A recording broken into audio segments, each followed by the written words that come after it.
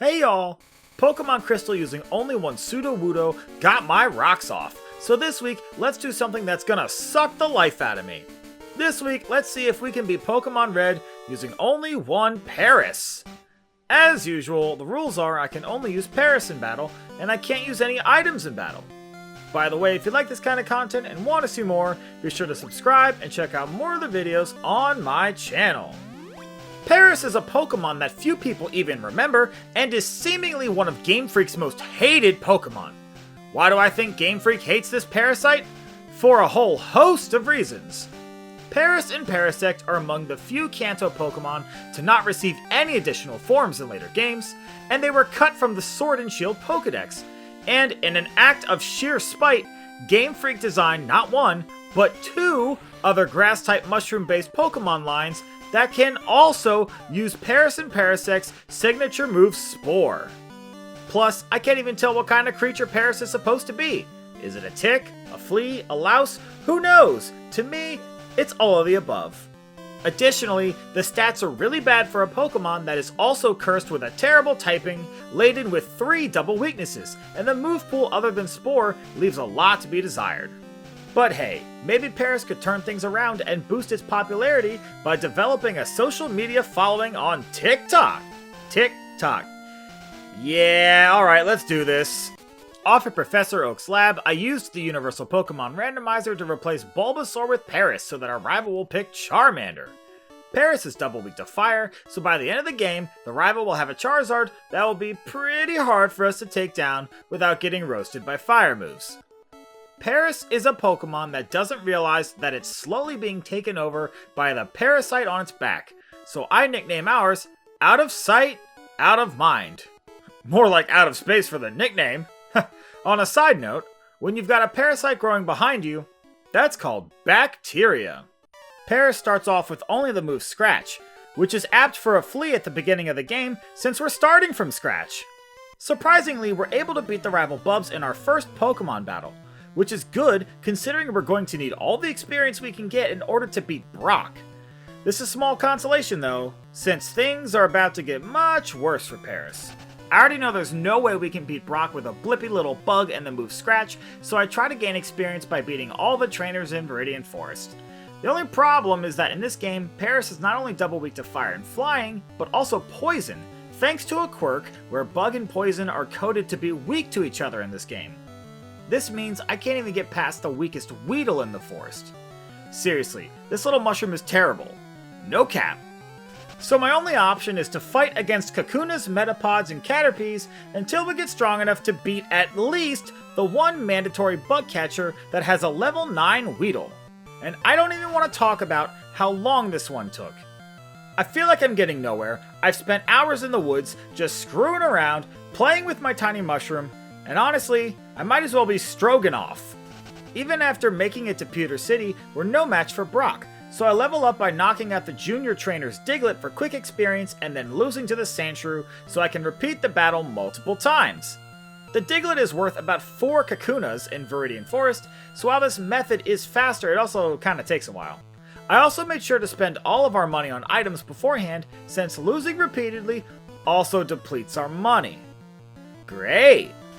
At level 13, we'd learned Stun Spore, which allows us to paralyze Brock's Pokemon, but for some reason Brock has 5 full heals for each of his Pokemon. This prolongs the battle by requiring a minimum of 12 turns just to paralyze Brock's rocks, and after that, we have to hope for enough full paralysis to buy extra turns for our pitiful scratches. The closest I ever got with this method was at level 18, and you can see from the footage that we didn't even come close to knocking out the Onix. So, it's back to grinding. I just want this to be over. Everything changed though once we grinded to level 20, where Paras learned Leech Life. Now, normally it's a terrible move, being a pitiful 20 base power bug type attack, but it has 2 key features that allow it to shine. Firstly, Bug is not resisted by Rock. Secondly, while it doesn't do amazing damage, it does heal back half the HP we deal, which helps Paras survive a little bit longer. Also, Does anyone else see the irony that a Pokemon being taken over by a parasite is trying to leech life from another Pokemon? Talk about transgenerational trauma! A few tries with leech life and we're able to win. I still have to play around taking damage from Onix's Bide, but man, was this way easier. We won this on the very first try with leech life, and I'm sad to say that it took me longer to beat Brock here than it took certain other Pokemon to beat the whole game. I'm getting too mold for this. Well, we went from one of the worst battles for Paras to one of the easiest. Misty's up next, and since Paras is a grass type, we resist her normally powerful water moves and sink her Starfish quickly with Leech Life. I guess this challenge isn't gonna be that bad after all, huh? Wrong! Wrong, absolutely wrong. Do you really think the rest of this challenge will be easy just based on this one battle? Geez, to think that, you'd have to be some kind of lunatic. Lunatic. Whew. Well, after an easy breezy time in Misty's gym, we have a horrible battle versus the rival Bubs just south of Nugget Bridge. And if you'd like a nugget of wisdom, don't use Paras. If this battle was just his Charmander, it would be bad enough, but he's got two Pokemon with Quick Attack as well, which negates the speed drop from Stun Spore Paralysis. I lose this battle several times, until we eventually get an attempt where the Charmander doesn't use Ember. An unremarkable win for an unremarkable Pokemon. Aboard the SSN, we have ourselves a back-to-back Bubs battle. His Pokemon have gotten a lot stronger in the short walk from Cerulean City, but then again, so has Paras. We now have 3 of the 4 best moves in this game: Body Slam, Dig, and Spore. We still need Leech Life to keep our health high to survive Charmeleon's Ember, but with the power of Spore, we're easily able to win the battle.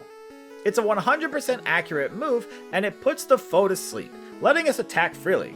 And who needs bulk when you don't take damage? I'm telling you Paras doesn't need bulk, the same way Paras tells itself it doesn't need friends. After beating Bubs, I head over to the Vermilion City Gym to take on the gym leader Lieutenant Surge, and despite Paras being an all-around terrible Pokemon, this battle was pretty easy.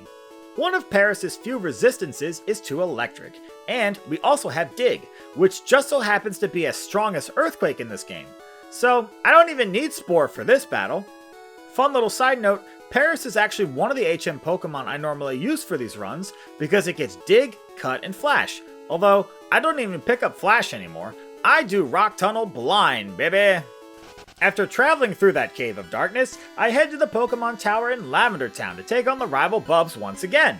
He's replaced his dead rat with an Execute, which is easy Leech Life recovery fodder, what with its double weakness to Bug and all. I use Body Slam, Spore, and Leech Life to make it to the Charmeleon with full health, just for it to critical hit an Ember to almost take us out in a single hit. Love that! Not cool at all, Bubs! Then the Scorching Salamander goes down in a single dig, which honestly surprised me. Go on with your bad self, Paras. Enjoy it while you can. After narrowly dodging destruction against Bubs, it's time to take on the Grass Gym leader Erica in the Celadon City Gym. And this battle was actually super easy. And you might find that hard to believe, but please hear me out. You might be thinking we're in trouble since Paras is double weak to poison, but Erica's 2 grass poison Pokemon don't actually have any poison attacks to damage us, and Paras double resists grass.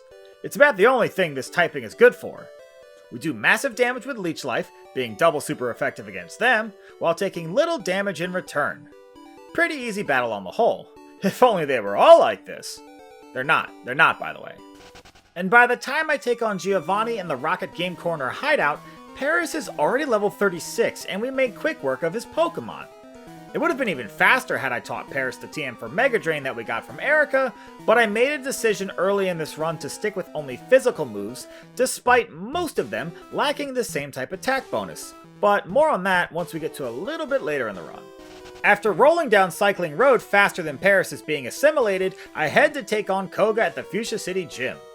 Dig usually makes quick work of his poison Pokemon, but this time, not so much. Remember that Paras is double weak to poison, so we take massive damage from even a pitifully weak Smog.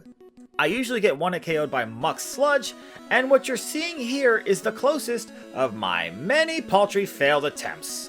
So I make a quick detour to the Sylph Company building in Saffron City to grab the TM for Swords Dance. This move changes everything. With Swords Dance, I easily sweep Koga. Spore lets us put things to sleep, and within 3 turns, we have maximized our attack stat. This is the reason why I forewent teaching Mega Drain, and also waiting for Paras to learn Growth, which boosts Special by 1 stage. Growth would take 6 turns to maximize Special, and while you would get more Badge Boost, more on that later, Mega Drain is the only special move that Paras gets. And I just can't pass up the power of Body Slam and Dig. And I know, some of you don't like when I get super technical with these explanations, so from now on, I'll try to spore you the details. Now that we have Koga's badge to boost our speed, I head back to the Silph Company building to battle the rival Bubs, and things don't go well. He has an Alakazam and a Charizard that I need to outspeed lest they knock us out, and Paras is slow as molasses. The strategy here is to use Swords Dance to badge boost our speed stat so that we can outspeed Bubs' Pokemon and knock them out with our maximized attack. For those that don't know, every time your stats are modified during battle in this game, the boost to your stats given by badges are reapplied, i.e. every time we use Swords Dance. You can tell Game Freak weren't super great at coding when they made this game, because it has a ton of glitches and bugs. It's a shame nobody thought to call in tick support. Still, the setup required means we take massive damage from Pidgeot's Peck, and even after that, Paras is so slow that despite a 58% boost to its speed, both Alakazam and Charizard attack first, the latter of which destroys us with Ember. This battle just isn't happening yet, and trust me when I say I did things to the best of my ability. So what's the only logical option when you're stonewalled by a Fire-type Pokemon? Go to the Fire-type gym, of course.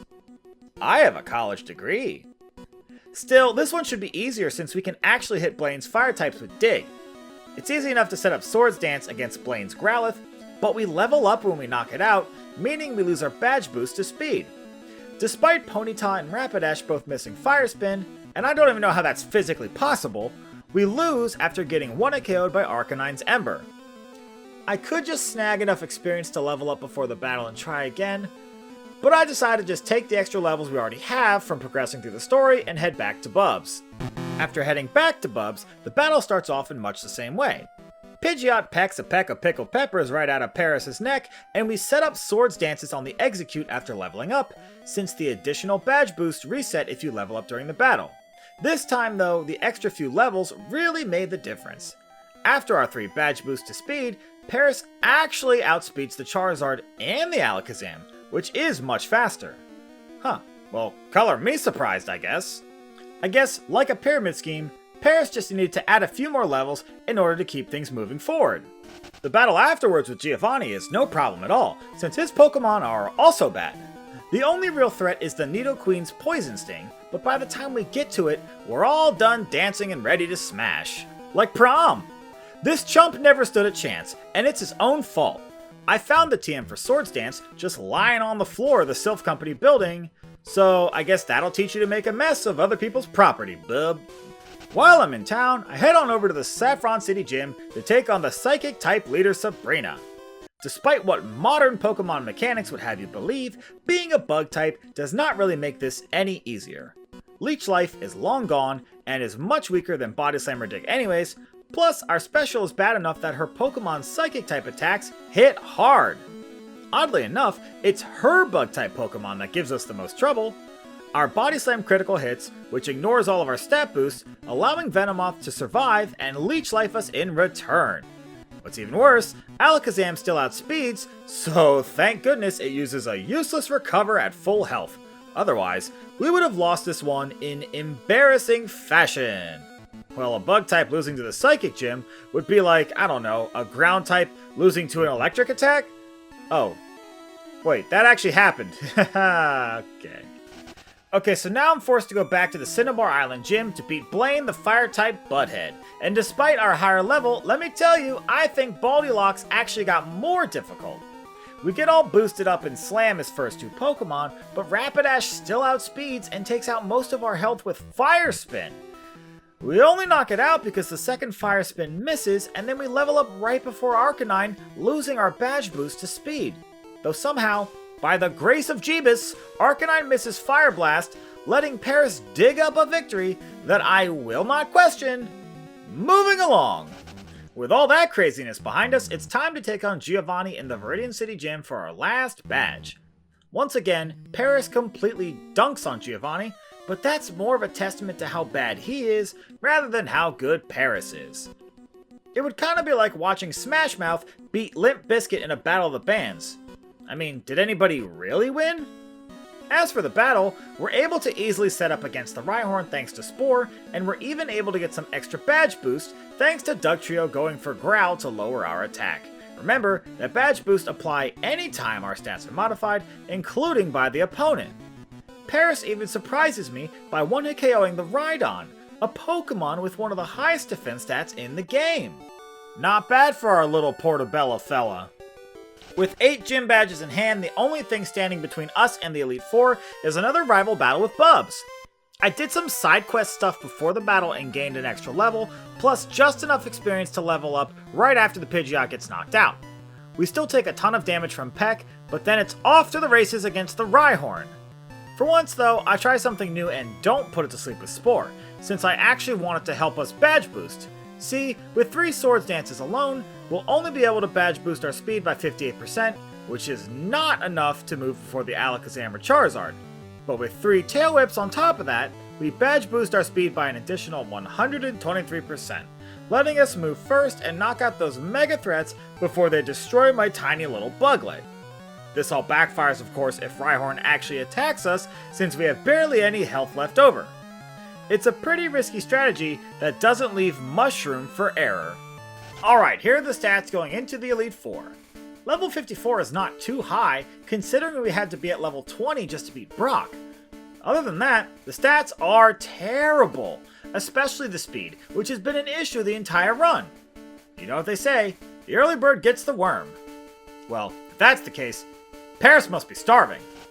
Up first is Lorelei, and bad news, Paras has a glaring weakness to ice, and we're slower than her lead Dugong, so there's no way to avoid taking a ton of damage from Aurora Beam.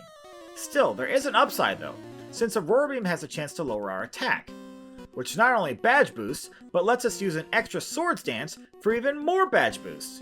That's 2 more badge boosts than usual, which lets us even outspeed the Jinx of all Pokemon. And while this might seem like Paras is incredible, I assure you it's not. The move Spore is incredible. It lets me put each and every one of her Pokemon to sleep to avoid taking any further damage. And you might say it's kinda cheap to put so many different Pokemon to sleep, but to that I say, the Spore the merrier. After Lorelei is Bruno. I restore our health and head into Bruno's dumpy little room, or as I call it, the Chamber of Regrets. I mean, what did you expect him to have? A shroom with a view? The guy loses almost every Pokemon battle he's ever in, so he can't have any money. I mean, come on, if you can't even damage Paras, then you kinda deserve to live in a sweat-stained rock room. Paras easily sets up on his pitiful Onix and then 1-hit KOs every single one of Bruno's Pokemon. It's not very exciting, but then again, it's nice to have a dumpy trainer like Bruno right before the nightmare that is Agatha. Alright, sorry. Let me walk that back. I probably shouldn't make fun of Bruno for looking homeless after all. That's in Spore taste. Speak of the devil, it's time to take on Agatha. I make sure to heal up, restore all of our PP, and then use a rare candy to level up and reset our experience to avoid leveling up during the battle.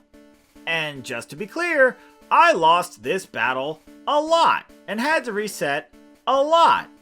The problem is that her Gengar outspeeds and loves to spam Hypnosis, and even if I get past it, she has her Golbat removing our boost with Haze. It takes a while, but eventually, all the dominoes fall into place, and we snag the dub. Also, at some point during these resets, I replaced Body Slam with Mimic, and to be honest, I'm not sure why. I record most of these gameplays a long time before I actually write these scripts, and even longer before you guys see them, so I really don't remember. Hey, maybe a parasite took over my brain and was controlling me. Haha, yeah right. Well, I did have a brain-sucking parasite once, but joke's on you, it starved to death. Next up is the final Elite Four member, Lance. I make sure to heal up, restore all of our PP, and then use a rare candy to level up and reset our experience. And you might think that I'd have an easier time with Lance than Agatha, but you'd be wrong. Oftentimes, we start off the battle by taking Gyarados' Hyper Beam, and while we survive, Aerodactyl usually knocks us out later, just for good measure. One cool thing is that I use Mimic to copy Hyper Beam, which thanks to this game's spaghetti code, gives us more beepy than we actually have. On top of that, Hyper Beam is broken in this game, so if we knock out a Pokemon with Hyper Beam, we skip the recharge turn. Too bad after Badge Boost, we still don't outspeed the Aerodactyl. Huzzah! After several resets, I finally make it past the Aerodactyl and finish off the rest of Lance's team thanks to him missing a Supersonic. Supersonic? More like Poopersonic? Well, that's not even a pun. I just truly hate that move. I missed so many Supersonics when I beat Crystal with Ladybug, yet the move never seems to miss for the opponents. Accurate for thee, and not for me, after all. Finally, it's time to take on the champion, our rival Bubs. We restore all of our beepy, and then use another rare candy to reset our experience. Geez, why do I feel like I've said that before? It's probably best to actually use all of my rare candies to avoid leveling up during the battle, but we'll see how it goes for now. I'm very nervous going into this one, since Bubs has got strong double super effective flying and fire type moves for us to contend with. So if you see Paras shaking, well, that's just a nervous tick. Hey, wouldn't it just be so crazy if Paras could actually win at this level? Yeah, I guess that would have been crazy, huh? Even when I do manage to make it past the Pidgeot, I just get wrecked by the Charizard anyways, so it's time to find a new strategy. I do some quick math and realize I need 6 more levels for my strategy to work, so I use some rare candies and try again. I set up our Swords Dances against the Pidgeot and then use Mimic to copy Sky Attack before we knock it out. Might seem outlandish, but it's the best move we can use to fight the Exeggutor, Gyarados, and Charizard. Alakazam still outspeeds, but goes down after using Reflect, and I know I'm going to need one more badge boost in order to outspeed the Charizard. So I purposefully waste time against the Rhydon until it uses Tail Whip to lower our defense while badge boosting our speed one last time, which we'll get to keep for the rest of the battle thanks to our higher level requiring more experience to level up. Now we have everything we need to win the battle. Spore puts our foes to sleep, giving us the time we need with both of our 2-turn attacks to finish off the rest of Bubs' Pokemon, especially that godforsaken Charizard! And with that, the challenge is over! All jokes aside, Paras is a surprisingly good Pokemon thanks to the access it gets to the best sleep move in the game, Spore. In fact, this move is so good that it more than makes up for just how truly Paras would be otherwise. You know, at first I really didn't like the idea of using a Parasite Pokemon, but I gotta say, it has really grown on me. Well, as always, I want to thank you for making it to the end of this video. These videos are a lot of fun, but also a lot of work, so I really do appreciate it. There's a playlist on my channel where you can find the rest of my Pokemon challenge videos if you want to check those out as well. And as a fun little side note, I actually did a solo challenge race with Parasect in Pokemon Yellow for a video for Scott's Thoughts channel. Hopefully you'll get to see that someday soon. And if you like this kind of content and want to see more, be sure to subscribe and enable notifications so you'll know right away the next time one of these episodes is uploaded. And if you want early access to these videos and to have your name listed in the credits, consider becoming a member, or by joining on Patreon. And let me know in the comments what other Pokemon you want to see, and I'll probably do it. Next week, we're heading back to Johto to find out if I can beat Pokemon Crystal using only one Chinchou. Anyways, until next time,